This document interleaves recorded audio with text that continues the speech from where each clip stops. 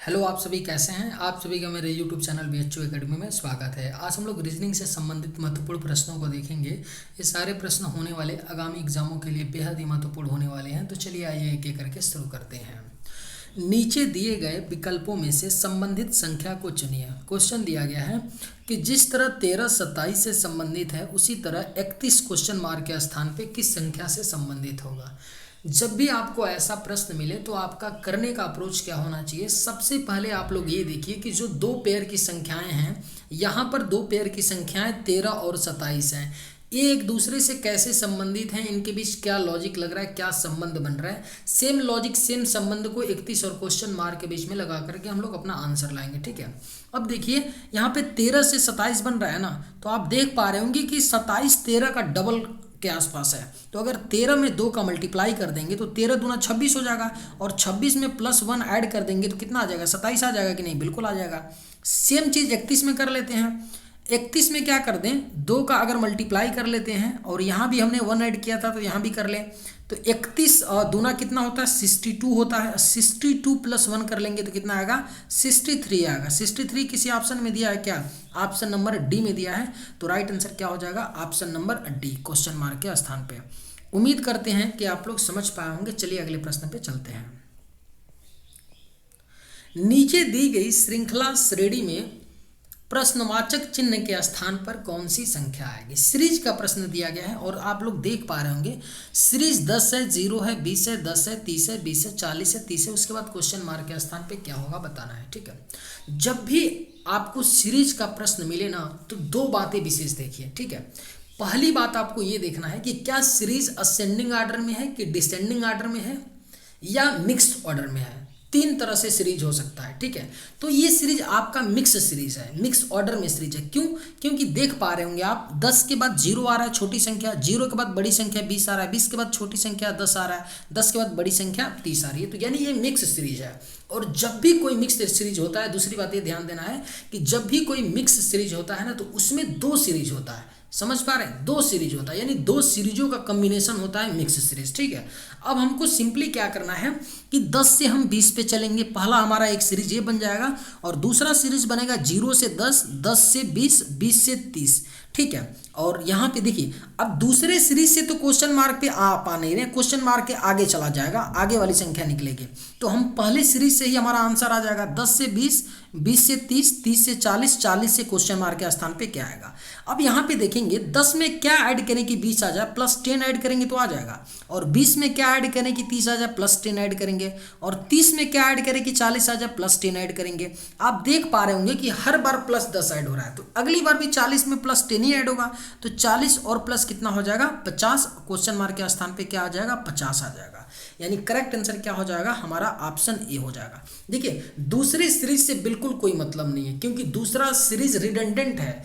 इतना आपको पता चल गया कि सीरीज मिक्स सीरीज है ना, तो उस सीरीज को पकड़ना है जिस सीरीज से क्वेश्चन मार्क पे जाने पे हमारा आंसर है। समझ रहे हैं ना, हमको आंसर लाने से मतलब है ना। देखिए दूसरे सीरीज को भी देखेंगे ना तो यहाँ भी +10 ही हो रहा है। 0 में 10 ऐड करेंगे तो 10 आएगा, 10 में 10 ऐड करेंगे तो 20 आएगा, और 20 में 10 ऐड करेंगे तो 30 आएगा। यहाँ भी यही चल रहा है, यहाँ भी +10 का ही चल रहा है। लेकिन हमको दूसरे सीरीज से कोई खास मतलब नहीं है, क्योंकि पहले सीरीज से ही हमारा आंसर आ जा रहा है। ठीक है, उम्मीद करते हैं कि आप लोग समझ पाए होंगे। चलिए अगले प्रश्न पे चलते हैं।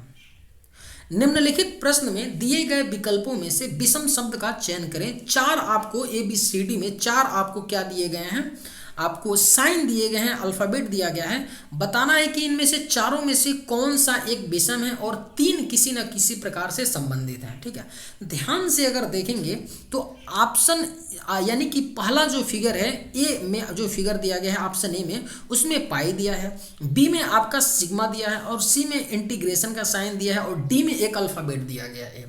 तो आप लोग ध्यान से देखेंगे ना तो ए, बी और सी, ये तीनों जानते हैं क्या है, तीनों एक चिन्ह है। तीनों क्या है, एक चिन्ह है, यानी एक तीनों क्या है, साइन है कि नहीं। आपका पाई भी एक साइन होता है, और सिग्मा भी, और इंटीग्रेशन का साइन भी एक क्या होता है, चिन्ह है। लेकिन अल्फाबेट क्या है, यह एक आपका अक्षर है। क्या है, यह एक आपका अक्षर है। ये तो आपका चिन्ह नहीं है ना, ये तो अक्षर है ना। तो इसलिए आपका इन चारों में विषम ऑप्शन डी हो जाएगा। ठीक है, तो देखते हैं किस ऑप्शन में डी दिया गया है, ऑप्शन सी में दिया गया है, तो करेक्ट आंसर क्या हो जाएगा, ऑप्शन सी हो जाएगा। उम्मीद करते हैं कि आप लोग समझ पाए होंगे। चलिए अगले प्रश्न पे चलते हैं। एक निश्चित भाषा में कॉफी को 12 और 4 को 8 के रूप में कुटबद्ध किया जाता है, इसी भाषा में एंड्रॉयड को किस प्रकार कुटबद्ध किया जाएगा। देखिए, जब भी ऐसा प्रश्न आता है तो मैं हर वीडियो में अपने बताता हूं कि एक प्रश्न इस तरह का आता ही है किसी भी एग्जाम में, जिस भी एग्जाम में रीजनिंग का प्रश्न पूछा जाता है। और जब भी अगर किसी भी क्वेश्चन में अल्फ़ाबेट के पेयर को किसी नंबर से कोड किया जाता है तो वहाँ पे कुछ नहीं होता है, 2-3 चीज़ें होती हैं। पहली चीज़ तो क्या होता है कि अल्फ़ाबेट के प्लेस वैल्यू का सम होता है, या अल्फ़ाबेट के प्लेस वैल्यू का डायरेक्ट कोडिंग होता है, या तो अल्फ़ाबेट के प्लेस वैल्यू के सम में कुछ माइनस या कुछ प्लस होता है, या फिर क्या होता है कि जितने नंबर ऑफ अल्फ़ाबेट होते हैं उसमें कुछ उनको काउंट करके कुछ मल्टीप्लाई किया जाता है। ठीक है, यही बनता है। या जितने अल्फ़ाबेट होते हैं उनको उनकी संख्या को स्क्वायर या क्यूब किया जाता है। यही 2-3 बातें होती हैं। ठीक है, तो ये बातें कैसे पता चलेगा कि वहाँ पे डायरेक्ट कोडिंग हो रही है या सम किया जा रहा है, आप देख करके समझ जाएंगे। देखिए, कॉफ़ी के अगर प्लेस वैल्यू का सम करेंगे तो 12 कभी नहीं देगा, 4 के प्लेस वैल्यू का सम करेंगे तो 8 कभी नहीं देगा, बहुत छोटी संख्या है ना। कॉफ़ी का अगर प्लेस वैल्यू का सम करेंगे तो बहुत बड़ी संख्या 30 के प्लस आ जाएगी, 30, 20, 25 के प्लस आ जाएगा। ठीक है, तो यानी कि प्लेस वैल्यू का सम नहीं हो रहा है। तो अब आप क्या करिए, जब छोटी संख्या दिया है तो अब एक बार क्या करिए, कॉफ़ी में कितने अल्फ़ाबेट हैं काउंट कर लेते हैं। 1 2 3 4 5 6, 6 अल्फ़ाबेट कॉफ़ी में है। कॉफ़ी में 6 अल्फ़ाबेट हैं और इसको 12 के रूप में कोड किया गया है, तो 6 में अगर 2 का मल्टीप्लाई कर देंगे तो 12 आ जाएगा, बिल्कुल आ जाएगा। उसी तरह 4 में देख लेते हैं कितने अल्फ़ाबेट हैं, 4 हैं, 1 2 3 4। उसी तरह 4 में 2 का मल्टीप्लाई कर देंगे तो 8 आ जाएगा। आ रहा है कि नहीं, 8, 4 को 8 के रूप में कोड कर रहे हैं। यानी हो क्या रहा है कि नंबर ऑफ जितने अल्फ़ाबेट हैं उनमें 2 का मल्टीप्लाई करके कोड किया गया है। तो सेम एंड्रॉयड में कर लेते हैं, एंड्रॉयड में काउंट कर लेते हैं कितने अल्फ़ाबेट है। 1 2 3 4 5 6 7, 7 है, तो 7 में कितने का मल्टीप्लाई कर लें, 2 का मल्टीप्लाई कर लें, तो 7 दूना 14। यानी कितना हो जाएगा, इसको किस रूप में कोड किया जाएगा, 14 के रूप में। और 14 किस ऑप्शन में दिया गया है, ऑप्शन नंबर डी में। तो करेक्ट आंसर क्या हो जाएगा, ऑप्शन नंबर डी। उम्मीद करते हैं कि आप लोग समझ पाए होंगे। चलिए अगले प्रश्न पे चलते हैं। नीचे दिए गए प्रश्न आकृति में लुप्त संख्या ज्ञात कीजिए। हमें लुप्त संख्या बताना है। देखिए, जब भी ऐसा आपको प्रश्न मिले ना तो हम 2 ही तरीके से सॉल्व कर सकते हैं, या तो हम रो में इसको सॉल्व करें या तो कॉलम में सॉल्व करें, यही तो होगा ना। लेकिन एक बात ध्यान दीजिएगा, जब भी ऐसा प्रश्न मिलता है ना तो जिधर बड़ी संख्या होती है ना उधर ही हम सॉल्व करते हैं।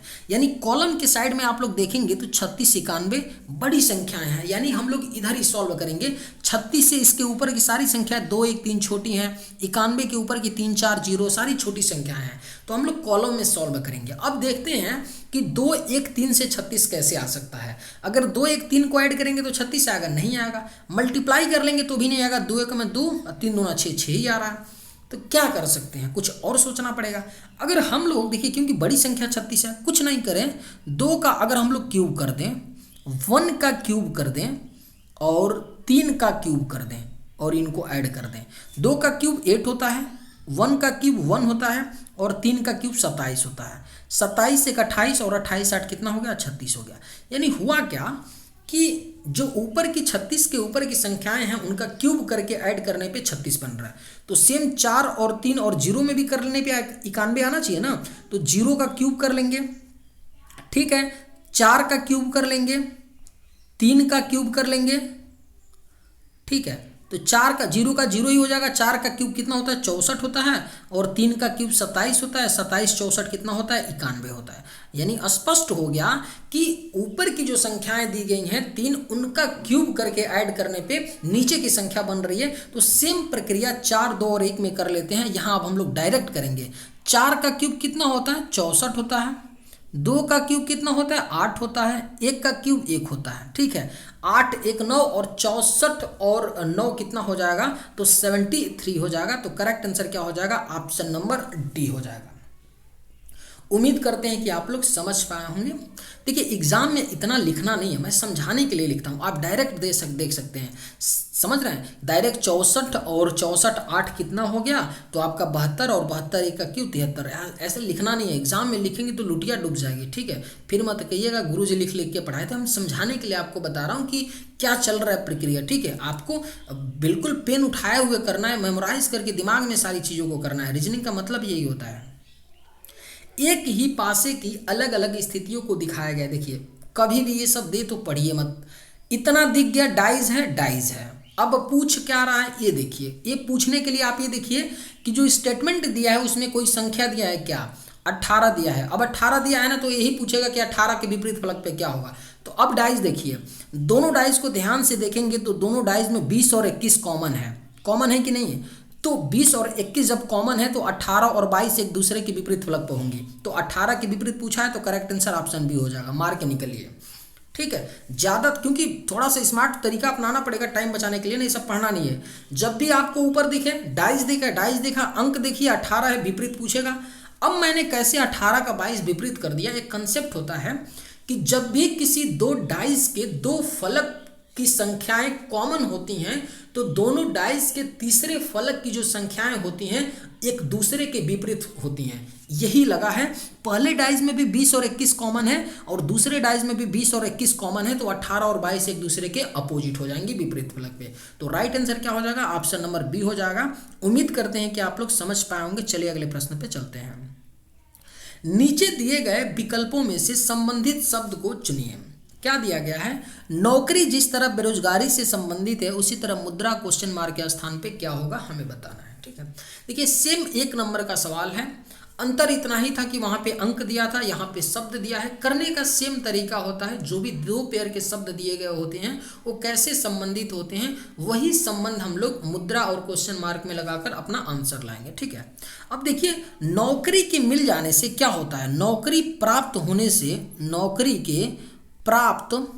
के लिए हम लोग तैयारी करते हैं। आप लोग नौकरी प्राप्त होने से बेरोजगारी दूर हो जाती है। क्या होता है, नौकरी जब मिल जाती है तो बेरोजगारी दूर हो जाता है। उसी तरह अगर आपके पास मुद्रा प्राप्त हो जाएगा तो क्या होगा, गरीबी दूर हो जाएगी। मुद्रा प्राप्त हो जाएगा तो यही होगा ना, आप गरीब नहीं रहेंगे, गरीबी जो रहेगी, परेशानी मुसीबत रहेगी वो दूर हो जाएगा। यानी जिस तरह नौकरी प्राप्त होने से बेरोजगारी दूर होती है उसी तरह मुद्रा प्राप्त होने से गरीबी दूर हो जाती है। तो गरीबी किस ऑप्शन में दिया गया है, ऑप्शन नंबर डी में। उम्मीद करते हैं कि आप लोग समझ पाए होंगे। चलिए अगले प्रश्न पे चलते हैं। उस वेन आरेख का चयन करें जो दिए गए वर्गों के बीच संबंध को सर्वोत्तम रूप से दर्शाता है।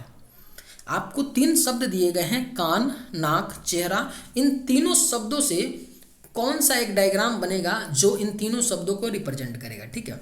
तो देखिए कान और नाक में कोई संबंध होता है क्या, कोई भी संबंध नहीं होता। कान एक अंग होता है, नाक एक अंग होता है। चेहरा और नाक में कोई संबंध होता है क्या, बिल्कुल। नाक जो होता है वो एक चेहरे का हिस्सा होता है। कान और चेहरा में कोई संबंध होता है क्या, बिल्कुल। कान भी चेहरे का हिस्सा होता है। तो हमारा कुछ इस तरह का डायग्राम बनेगा। आपका ये बड़ा वाला क्या हो गया, चेहरा हो गया, ठीक है। और इसी के अंदर आएगा नोज, नाक और ईयर, कान, ईयर, कान और नोज। इस तरह का हमारा कुछ डायग्राम बनेगा, क्योंकि चेहरे के अंदर कान और नाक आता है लेकिन कान और नाक में कोई भी रिलेशन नहीं है, तो इनको अलग अलग रखेंगे चेहरे के अंदर। और इस तरह का डायग्राम किस आकृति में दिया है, आप लोग एक चीज देख रहे होंगे। सी इन्होंने क्या किया है ना कि जो सी चेहरा दिया है ना, इसको बड़े वाले को डिनोट किया है और ए यहाँ पे कर लिया, तो आप भी कर लीजिए, इसको बी कर लीजिए, कंफ्यूजन ना हो, ठीक है। तो करेक्ट आंसर क्या हो जाएगा, ऑप्शन नंबर ए हो जाएगा। चलिए अगले प्रश्न पे चलते हैं। राजा की माँ नंदनी के पिता की इकलौती बेटी है, नंदनी का पति राजा का क्या लगता है। बेहद ही खूबसूरत प्रश्न है, मतलब क्या बताया जाए। देखिए ब्लड रिलेशन का प्रश्न ऐसा होता है ना कि अपने आप में बहुत अच्छा प्रश्न बनता है, ठीक है। और अच्छे से अगर आप प्रैक्टिस नहीं किए रहेंगे, अच्छे से संबंधों को आप नहीं समझेंगे ना, तो गलत कर जाएंगे। मैं लिख के दे रहा हूँ, ठीक है। और रेलवे में और एसएससी में बिल्कुल अच्छा क्वेश्चन बनता है। रीजनिंग के पूरे क्वेश्चंस में से अच्छा क्वेश्चन बनेगा आपका अगर ब्लड रिलेशन का क्वेश्चन आएगा तो। और एक क्वेश्चन आना ही है, कंफर्म होता है। ऐसा टॉपिक है कि ऐसा हो नहीं सकता है कि ये क्वेश्चन आए ना। एसएससी में तो एकदम फिक्स होता है। अभी आपका सीजीएल का एग्जाम हुआ, कल से एमटीएस का एग्जाम होने वाला है अभी पुलिस का एग्जाम हुआ, पुलिस के एग्जाम में हर सेट में पूछा हुआ था, ठीक है। तो पूछता है, देखिए हमारा तरीका क्या होगा, और जब भी एसएससी रेलवे या स्टेट एग्जाम में पूछता है ना, तो इसी तरह स्टेटमेंट टाइप का पूछता है, लैंग्वेज में पूछेगा। हम करेंगे कैसे, सबसे पहले जो लैंग्वेज दिया है जैसे जैसे उसको पढ़ करके हम लोग एक ट्री बनाएंगे, ठीक है, एक ट्री बनाएंगे और उसी के बेसिस पे हम लोग सॉल्व करेंगे। ध्यान से समझिएगा, बोला था क्या कि राजा की माँ, बना लेते हैं राजा की, यहाँ पे माँ है।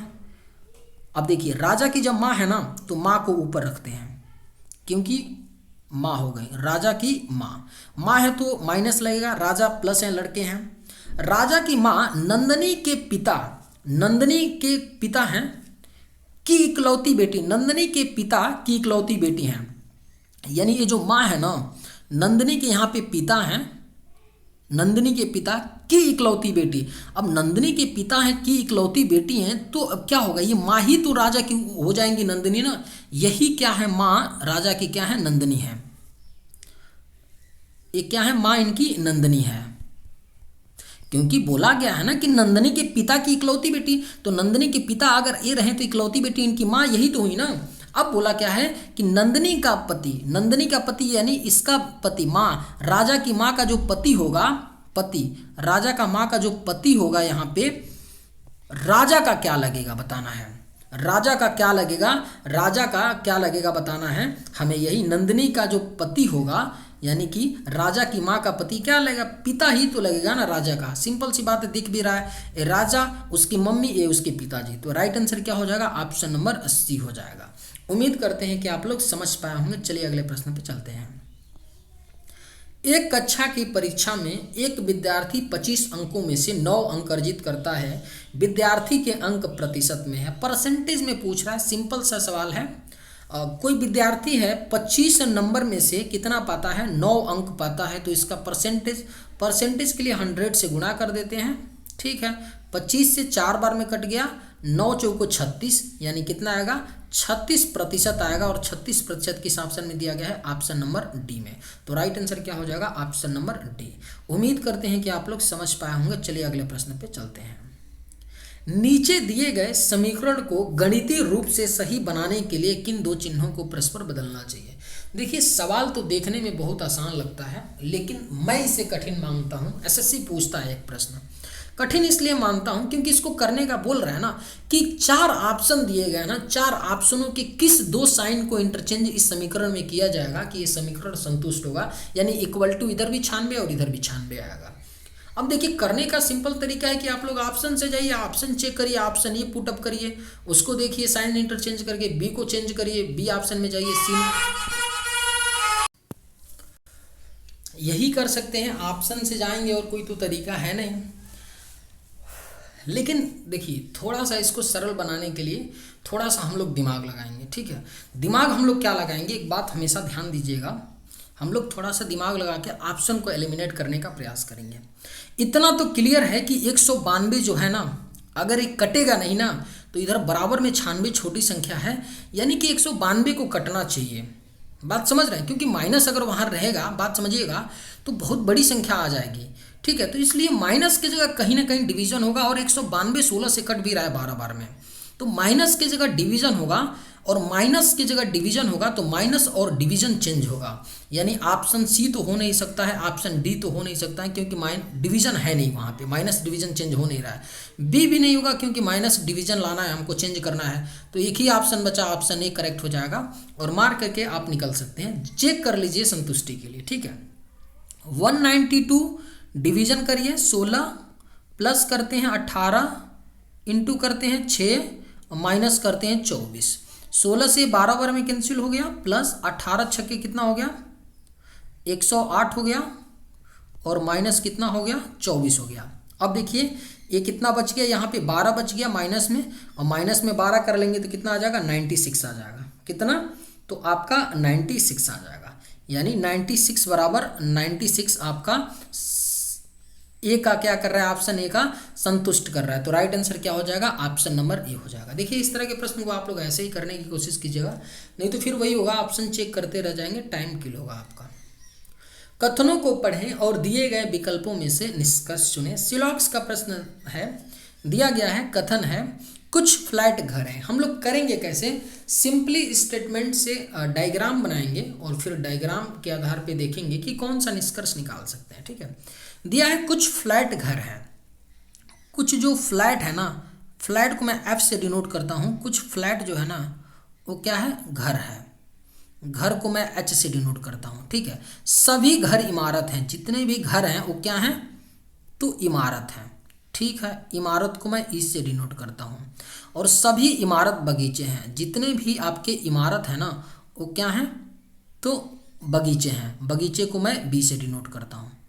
अब निष्कर्ष देखते हैं कि कौन सा निकाल सकते हैं फिगर से। कुछ फ्लैट बगीचे हैं, कुछ फ्लैट बगीचे हैं, बात सही कर रहा है क्योंकि ये देखिए यहाँ पे इंटरसेक्ट हो रहा है यहाँ पे, यानी पहला तो सही बोल रहा है। दूसरा, सभी फ्लैट इमारतें हैं। भैया सभी फ्लैट इमारत क्या है, कुछ फ्लैट इमारत हैं, सभी फ्लैट नहीं है, यानी दूसरा गलत है। तो राइट आंसर क्या हो जाएगा, ऑप्शन नंबर डी, केवल निष्कर्ष एक अनुसरण करता है। चलिए आज के वीडियो में बस इतना ही। अगर आप लोग को ये वीडियो पसंद आए तो एक लाइक ज़रूर कीजिएगा। थैंक्स।